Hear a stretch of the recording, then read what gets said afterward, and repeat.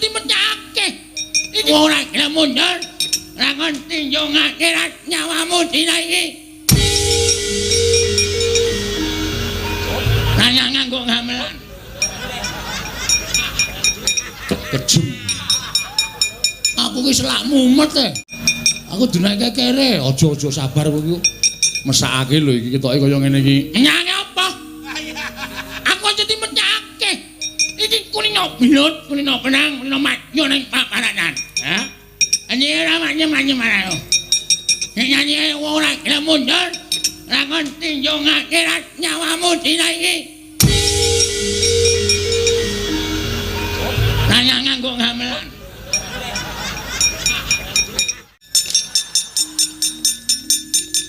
Piye? Ya ampun sapa meneh iki?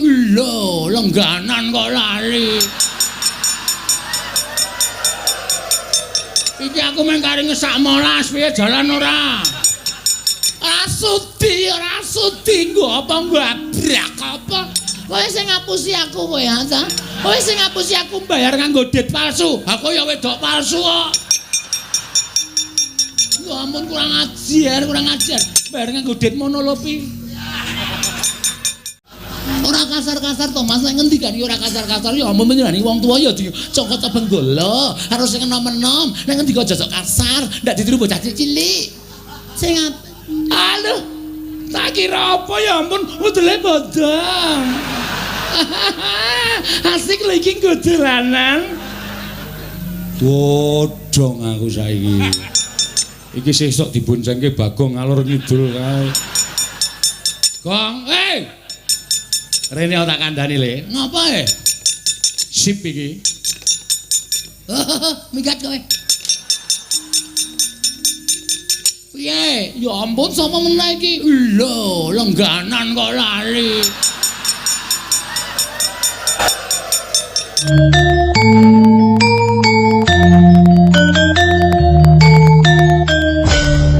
Lengganan kok lali. Iki aku mung kari ngesak molas piye jalan ora? Ora sudi nggo apa ngabrak apa? Kowe sing ngapusi aku kowe ha, ta? Kowe sing ngapusi aku bayar nganggo dit palsu. Ora sudi nggo apa ngabrak apa? Kowe sing ngapusi aku kowe ha, ta? Kowe sing ngapusi aku bayar nganggo dit palsu. Aku ya wedok palsu kok. Ya ampun kurang ajar.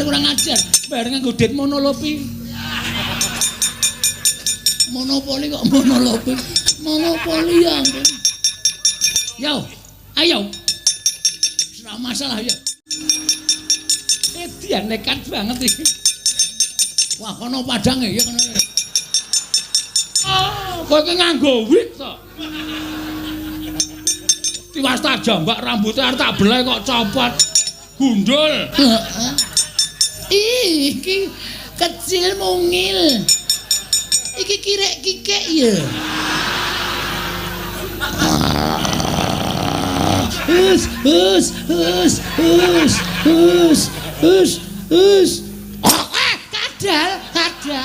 Kadal ya ampun, latahku metu ya ampun kadal. Nyanyi apa? Aku aja dimecake. Iki kulino blut, kulino penang, kulino maju ning paparanan. Ha? Anjir manye marano. Nyanyi ora gelem mundur. Ra ngerti yo ngakhirat nyawamu dina iki. Nanya nganggo gamelan. Kejem. Aku ki selak mumet e. Mumet ngopo? Mumet krungokke suarane iki. Mumet. Buan modar mbok men.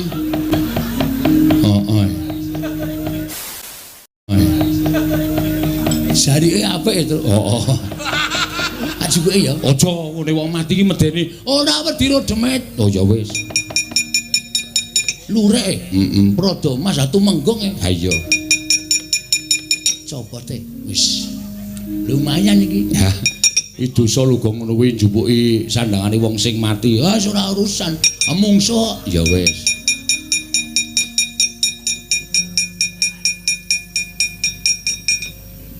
Kacoke ya lumayan. Ih. Waduh, gede banget. Disekeng. Ben cara kuno disekeng.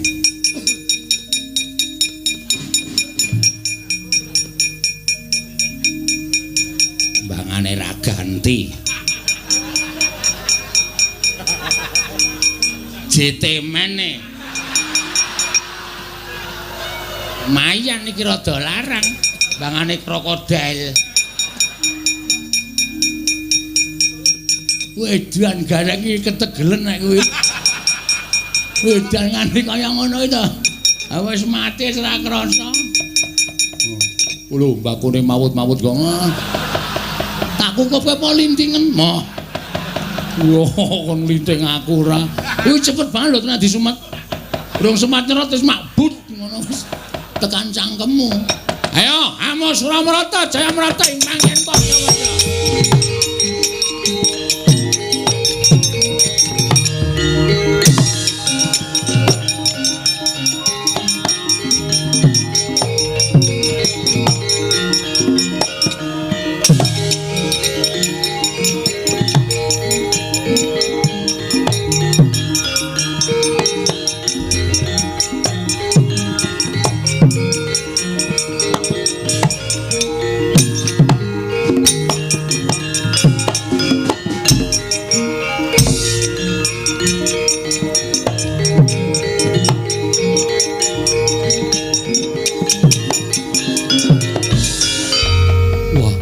Kula Mbah. Piye? Jebul Karang Kadempel sing jaga mboten namung anak-anakipun Semar. Lah sapa? Sing jaga satriya-satriya pepedhingan kula pinanggih kalian Raden Setyaki. Setyaki iki Senopati Ndarawati, apa Prabu Kresna lenggah nang kono, Pak? Kula piyambak mboten mangertos. Ning nek eneng Setyaki iki mesti eneng Prabu Kresna. Wis positif kuwi. Nggih. Kowe gelut? Nggih. Kula nyaut tumbak. Kula jajahi tumbak mboten kenging, dheke nyaut godhok, tumbak disendal munggah, godhok tibak kiteng sirah kula. Sumrepet mboten weruh dalan, tindha ninggen cengel nganti jengklit tuthuk dada kula bres. Kula teng mriko suwe ora iso ambegan. Mundur. Nggih. Dudu tandingmu Setyaki. Wah. Kae Senopati Digdaya peng-pengan. Ora ana wong sabrang sing iso menang karo Setyaki. Setyaki iki mbiyen jaman semono iki jaman aku ijik enom iki gayenge nek ming gelut karo aku. Setyaki niku. Damangi. Wah. Pejah kula, Mbah. Rekyana Pati Kunjara Yaksa. Inggih. Dos pundi? Pinanggih kalian satriya gagah gedhe. Dhuwur naminipun Werkudara. Kawon ta panjenengan? Inggih. Mundur. Panjenengan badhe majeng. Pun ta, mundur. Inggih. Panjenengan sampun sepuh lho, Mbah. Ampun so nyawang tuane sing bagus semangate. Oh, inggih. Nek mboten kula sing ndongani Karang Kadempel ora bakal sungsang bawana parik. Inggih, Mbah.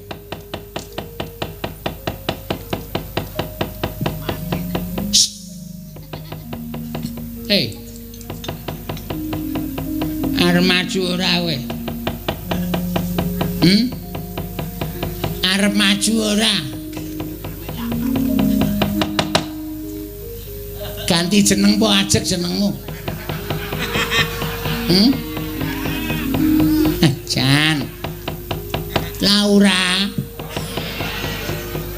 Maju apa ora kowe? Kok meneng wae kaya wong ngalamun. Kowe maju iso ngalahke wong-wong Karang Kadempel, bakal gedhe gancane saka Sinuwun Prabu Gendroswarapati. Ngedian nganggo suluk barang. Tan samar pamoring sukma.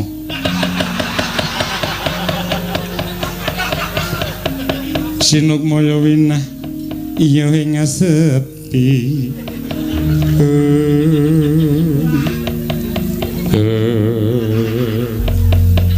Suluk ya suarane kaya banci. Mbah.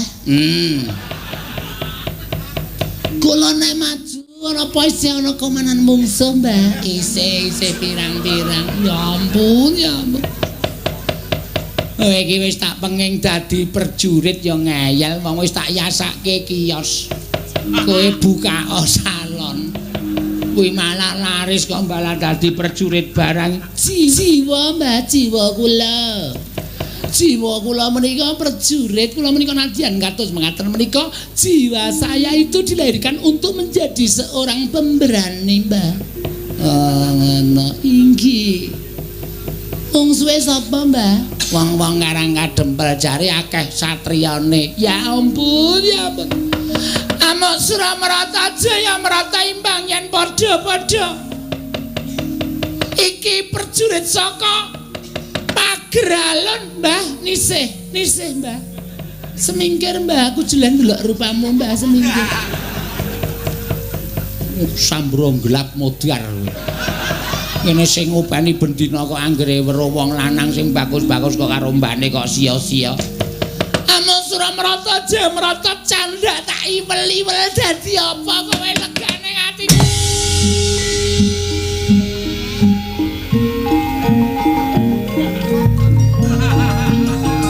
Korek.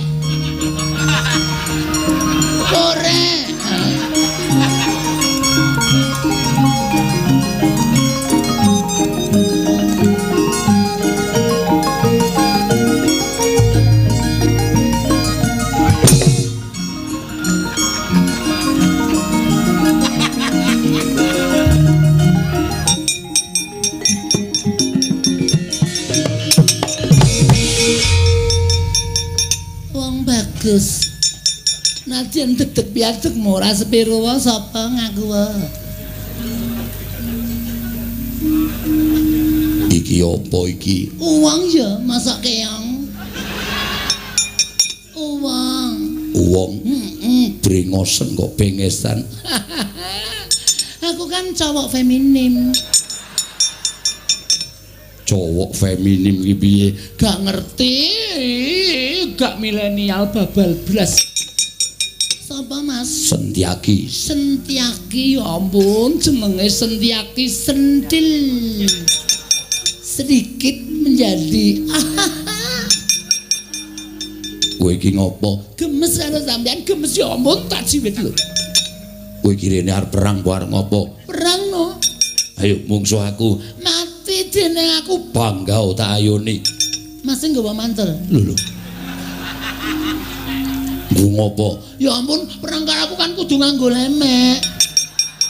Nek ora kan ya ora gayeng to, Mas. Iya Mas ya. Ayo to. Iki wis jam 1 tak korting 15.000 wis ya. Gila nih. Ya ampun Mas, aja mlayu to Mas, boyo aku dilegani. Yo mlakune wis ki lho Mas.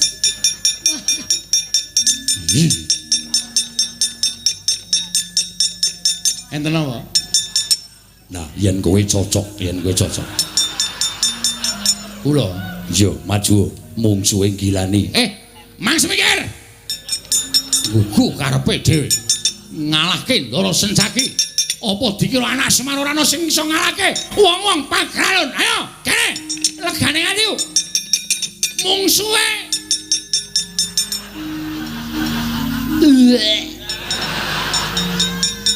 Cici. Mual wetengku.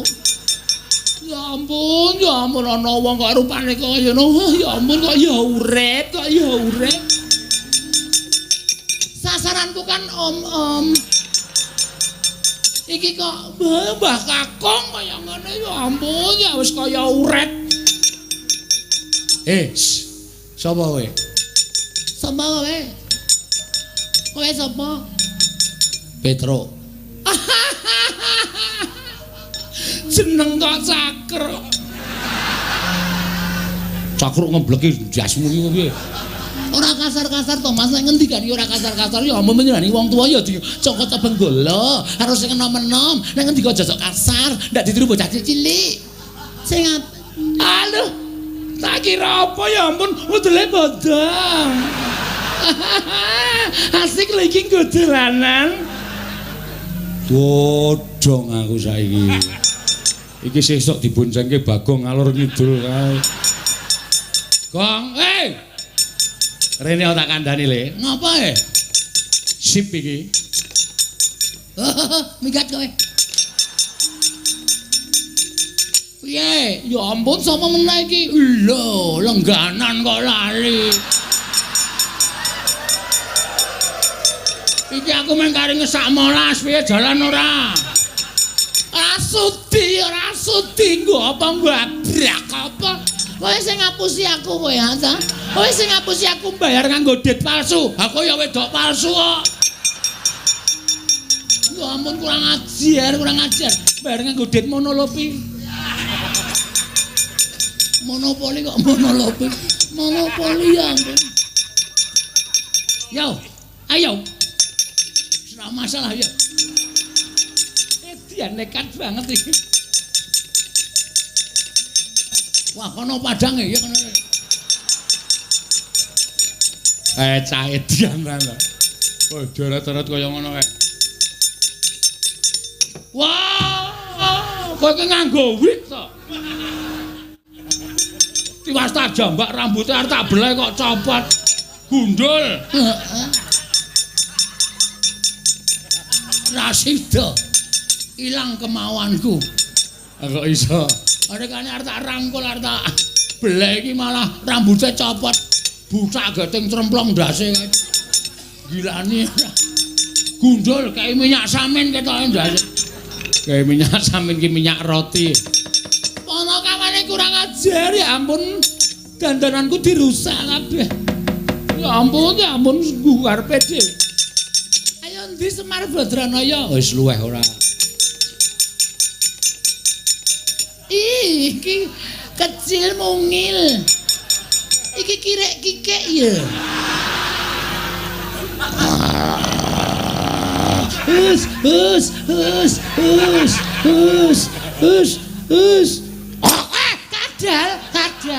Kadal ya ampun, latahku metu ya ampun kadal. Ya ampun kireke apik banget ya. Mas, Ngopo? aku mau tuku kireke kae. Mas kene dite. Pira? Sakarmu lek ngene kuwi. Iya ana dit 200 sanguku. Le pepayon Urung pepayon blas mbok modar. Urung pepayon sedaya ya Satpol PP. Ya. Yo, kae kirek cilik kae to. Heeh. Wis manut aku. Kowe arep ngapa ya, Truk? Manut aku to.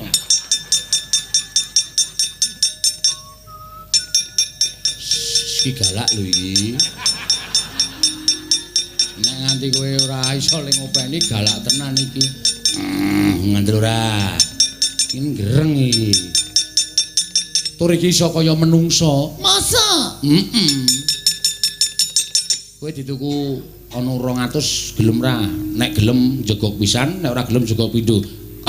Ora gelem. Lho. Ditambahi nek njaluk tambah jegok pisan, nek njaluk ora tambah jegok pindho. Njaluk tambah. Ya ampun, ya ampun. BPKB-nya.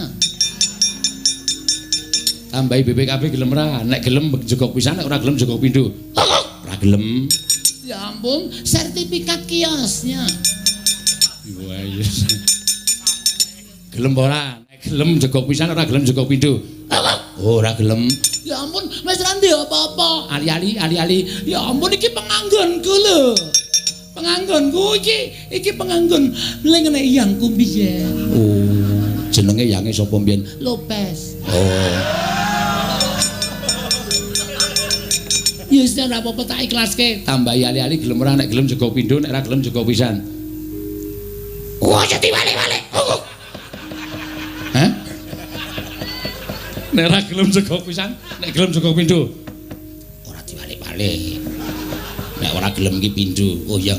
Nek ora gelem pindho. Waduh, mlayu kirike. Wah, ya wis nyun ngapura ya. Ora sida tak keke iki lek ngoyak angel banget. Bajigur diapusi kere. Ya ampun, lek golek saben bengi mung diejeli maling. jembel legane atiku gugu.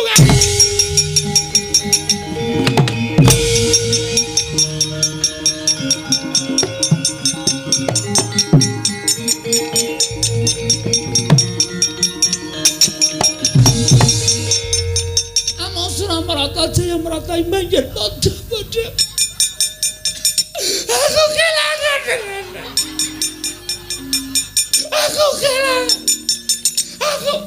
aku kelangan aku dirampok urip-uripan Petro nun iki piye iki mboten ngerti niku edan kok sajane niku kudu gecek mawon mbono ora kowe iki kelangan apa ya ampun ketegelen Lagu melek saben begitu kan wedi dirampok kedadan. Aku kelangan dasmat.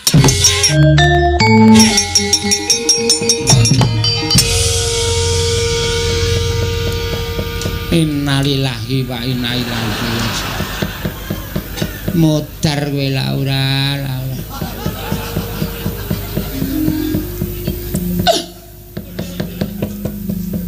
Isih urip ta? Tiwas tak dongake mesti muring-muring. Ya ampun, Mbah. Tolongin aku, Mbah.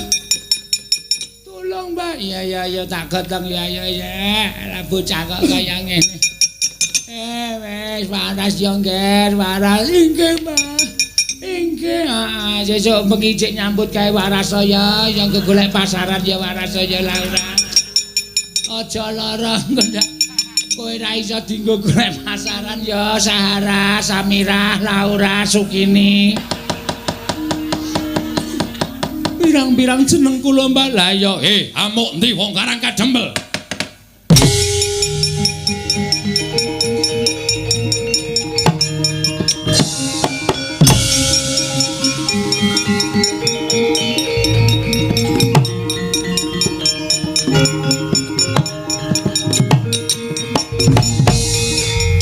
Sowo panengah Pandhu Raden Janaka dasar Purya Prabu Gendra Suropati.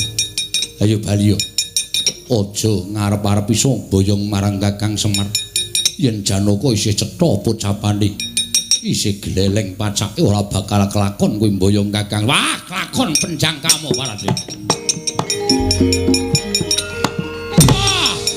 Wah edan.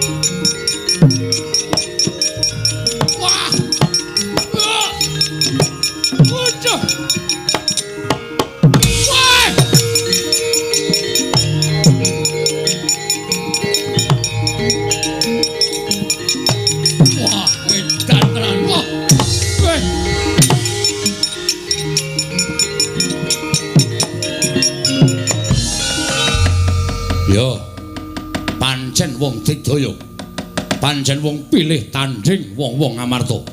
Ning apa dikira Prabu Gendra Suropati mundur tekan suwene? Raden Janaka, kowe kuat nadai pusakaku Kyai Candra Wirayang. Ora nggletak tekaning pati meguru karo kowe Barat.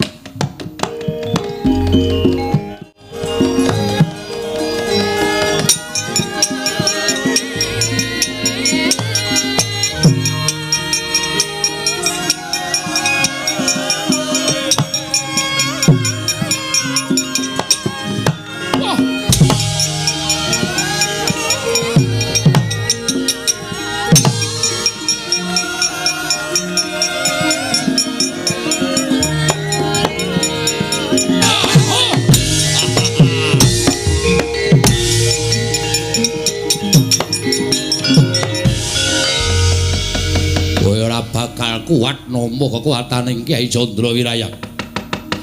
Ayo kowe nglumpruk tanpa daya nadyan ora tekaning pati nanging pepes bayu kang tapis ora duwe kekuatan prajurit Janaka digotong leboke pakunjaran tunggale golekane ganeane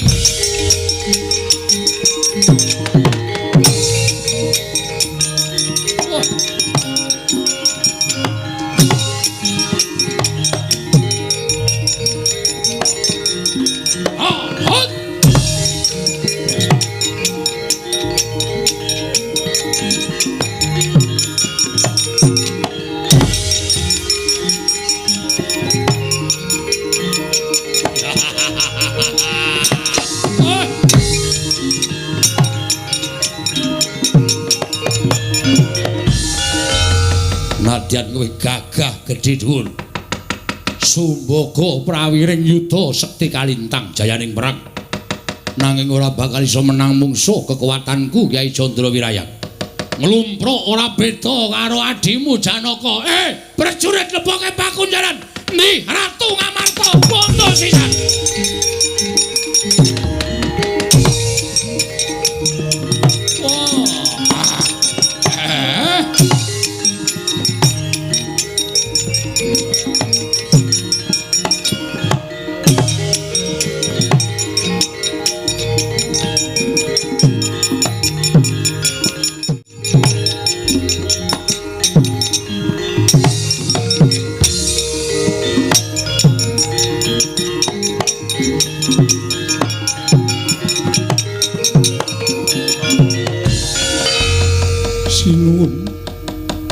sesemban kula giduh raosing manah kula dupi sakathahing para kawula kareng kadempel sami alok yen to kadang kula kekalih inggih menika pun Janaka kelawan Werkudara sampun kapikuting mengsah mongko nyatanipun kekuatanipun Puntadewa menika dumunung wonten kadang kula kekalih mila menawi kadang kula Arjuna lan Werkudara sampun kapikuting mengsah bebasan sampun boten gadhahi kekiyatan sarah mungguing lautan wastra lungset wonten ing sampiran boten wonten ginanipun babar pisan kula gesang wonten ing Madyapada sinuwun monggo kula aturi amungkasi dhateng gesangipun Puntadewa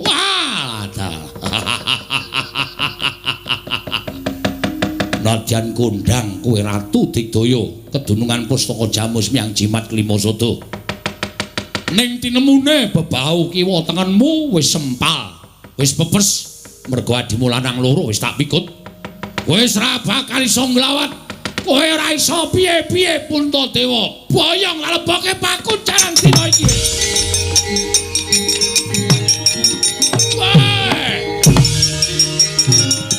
waduh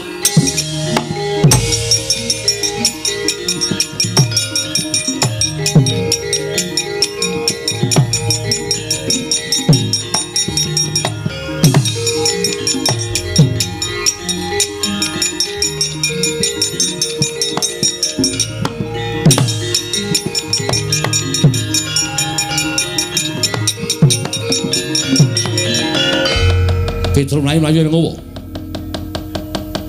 Ngaturake tiwasan. Sinuwun. Lepatipun ing abdi nyuwun Tadhawadana. Ya, ene ngowo. Aturkan ketiwasan. Nek wonten lepatipun angge kula bojo atur kula siwun pangapunten. Kowe iki tak takoni malah nangis piye? Mergo ati kula mboten kuat, Dara. Kula ora kuat nyumurupi kahanan sing dumati. Kahanan apa? Prabu Gendra Swaropati majeng wonten ing pabaratan Dara Janaka sing methuke. Ya, Janaka sing methuke. Nggih. Ingkang sekawit Prabu Gendra Swaropati diajar kali Dara Janaka. Nek Prabu Gendra Swaropati. Ana rawaye lek kajane. Apa? Apa? Prabu Gendra Swaropati ngetokke painah. Lho. Panah piye? Anu panah. Mulut sak obor pucuke dilepaske Dara Janaka kena duk nglumpruk terus diboyong karo prajurit pagralon. Dara Werkudara mlaju kenging pusaka duk nglumpruk gawa karo prajurit pagralon. Niki pun entek. Sinuwun Darma Kusuma diboyong. Wah, iblis lanang. Ngukung arepe dhewe kowe boyongi para pandhawa. Nata Mantura Prabu Baladewa. Babarno pisan legane atiku malah.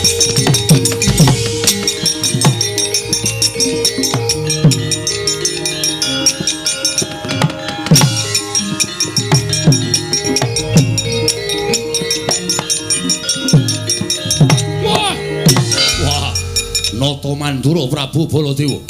Wah, ngamuk punggung Suratamta Nirbaya Nirwigara.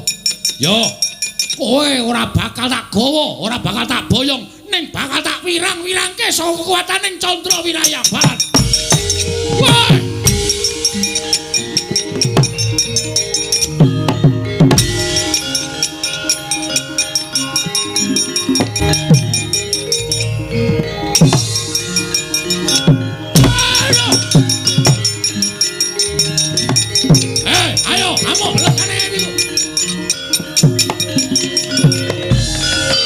Manik jajalan Sukertaning bawana iblis anak. Wah, nibake daya kekuatan kowe nibake jembaring. Wong jireng kete wedi mati. Ayo, tandingana Baladewa legane atiku.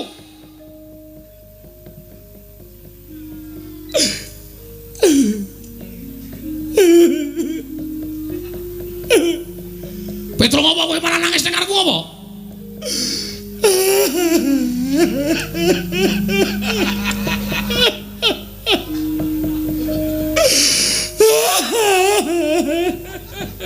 Sapa sing mati truk ndasmu? Nangis kaya kepacan kowe. Ana bracan. Sapa ya, Truk? Kowe kok kowe takkan dadi wong mesti kaget.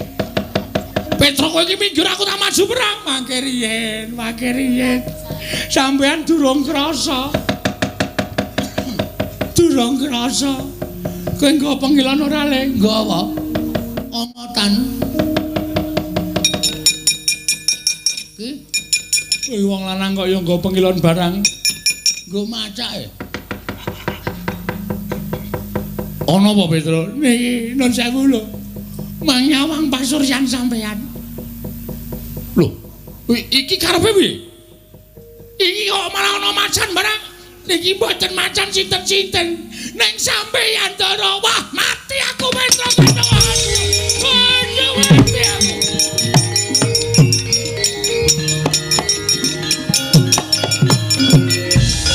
Wah, mati aku Petro.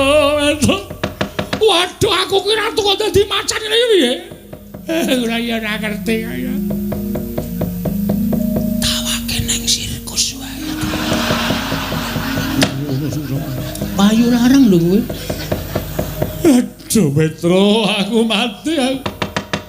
Wah, piye Petro kanane kok dadi kaya ngene? Aku malah diwirang-wirangke pon. Nggo kula jereke matur bapak mawon. Matur karo bapak pripun kanane kaya ngene. Semar aku tulungono Semar ati aku. Semar.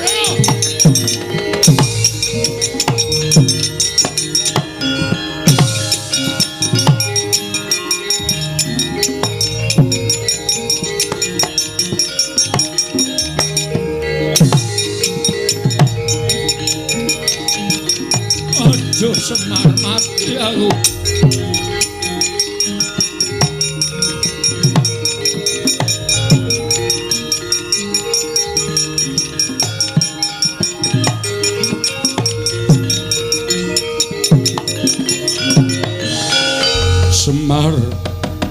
Semar aku mati aku. Kowe ora ngerti karo aku Semar. Empun ngerti. Mboten sah dikandhani kula wis weruh kahanane. Aku wujud macan Semar. Nggih, kula pun ngerti niku merga daya kekuatane pusakane Gendra Swaropati. Pancen darbe niat mboten ajeng gawe patine sampeyan sedane Ndara Baladewa ning niate pancen mung ajeng mirang-mirangke sampeyan. Lho lha kok dadi aku kena panah. Monggo aku ora krasa kena panah kok. Petro sing ngandani nek aku dadi macan. Pancen kudu ngoten. Lah aku kudu piye Semar? Supaya iso pulih kaya wingi ngene. Pandhawa kepikut kali Gendra Swaropati. Yo. Ha. Nek sampean kepengin dadi Baladewa melih utuh kaya wingi ngene, manggoleki Gendra Suramati nika ling ngunjara Pandhawa teng pundi? Nek iso sampeyan ngluwari Pandhawa, sampeyan bakal bali kaya wujud wingi uni. Ning nek ra iso, nggih pun selaminipun kaya ngeten niku. Wah, dalah, mati aku. Wis ra apa-apa didol wae. Kowe. Ora kena kok kowe piye? Nelisip kok le nendang. Aku senengane ora mesake lho kok iki Ndara Baladewa lho. Sampeyan mang budidaya. Nek sampeyan gelem budidaya mestine bakal ketemu. Terus anane mang goleki nek aku mlebu nang Karang Pradisan mesti aku dicekel karo wong Karang Pradisan. Yen aku mlebu ngalas mengko mesti aku digawe lara karo buron wana utawa satu kewan alas galak. Men ditutke wana kawan. Wah. Ya ora ngono kuwi, Mar. Aku ki biasane ngetutke satriya, iki mung ngetutke biawak kaya ngene. Macan kok biawak, macan. Bagong gelem ora ngetutke aku. Ora gelem ngetut aku, kletak ndasmu pecah kowe. Oh, nggih. Waduh galak banget iki, Tru. Nek ora ditutke iso ngletak tenan iki. Ning ora anu lho, ora leman lho. Ya ora. Mengke nek teng wana nek ketemu macan wedok ora dibledhe, Gus. Aku anggap ke macan apa? Sapa ngerti nek nafsu kebinatangane ketok ya. Ya ora mungkin ki kedadian saka ratu kaya. Engko kula dereke goleki Ndara-ndara Pandhawa. Lah kowe piye, Pak? Kowe wis rasah ngurusi karo aku. Utawa aku mbangane kowe. Ngerti aku mbangane kowe. Wis kono do mangkat. Ndaramu golek ana. Sing tak gumuni iki Sinuwun Ndarawati. Lah kok malah kaya ilang. Ora ketok ki janjane menyang endi? Aku yo mbuh mau goleki kok ya ora ana ya, Pak. Ben panjenengane iki pancen wong pinter, panjenengane iki wong sing waskita, mbok menawa wis ngerti marang lelakon iki. Oh nggih. Petruk nala gareng dijak Bagong macan iki tutna. Nggih, Pak, ngestaken dawuh. Aja pati-pati mandeg do ngetutke nek durung ketemu karo pakun jarane Ndara Punta, Ndara Werkudara, Ndara Janaka. Nggih, siap, Pak, ngestaken dawuh. Ya Can yo. Lho. Aku ki Baladewa, ning macane. Ora sudi kon basa. Ora gelem ra tak ngoko ya mangkat dhewe kono. Wah, gebuki wong desa ya, Tru. Ya Can yo. Ya wis ora apa-apa. Nek aku dadi Baladewa basa meneh. Oh, siap. Nek iso wujud macane niki ya biasa wae. Ya wis sakarepmu. Petro melu aku. Nggih, kula dereke. Gareng nendi? Mengke nak tekan riki pun kula dereke ning ora saliwat ngarepan. Metu mburi niki mau ndak ketemu karo Prabu Gendra Suramati. Yo. Aku njaluk pamit Semar. Ngati-ati muga-muga pikantuk pepadhang Ndara Baladewa.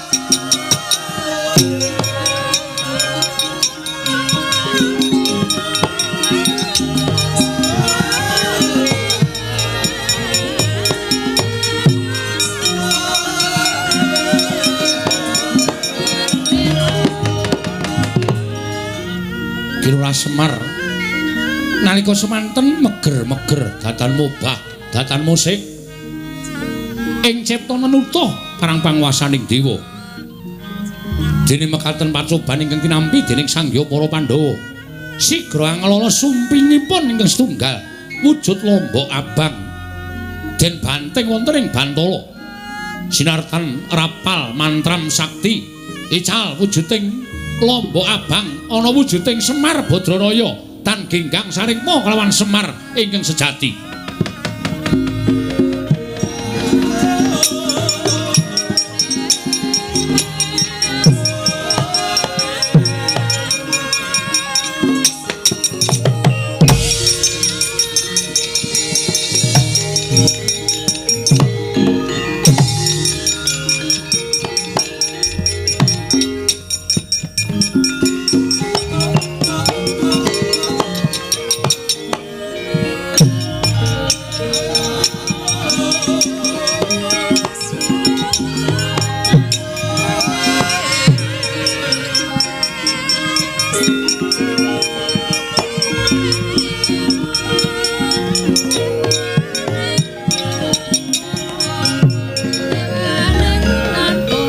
Semarika den mrayetna semuriris eka balik titiyone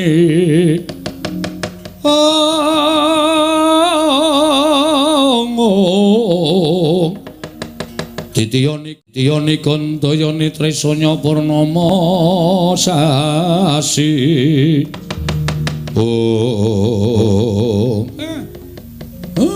kowe kedadian saka Lombok Abang Semar sing tak puja kowe aja kuwatir lan sasah wedi kowe nengo kene wae engko nek ana Nalendra sing tekan kene apa sing didhawuhke kowe manut kowe sendika ya wis ngono wae tak tinggal neng kene aku tak sowan Sang Asih Prana lah kok dadi kahanane kaya mengkene geger ora karu-karuan kersane kepiye aku tak nyadong timbalane Sang Asih Prana wis ngono wae welingku aja ganti gawe gelane Gendra Swaramati Ratu Sabrang sing arep tekan kene Semar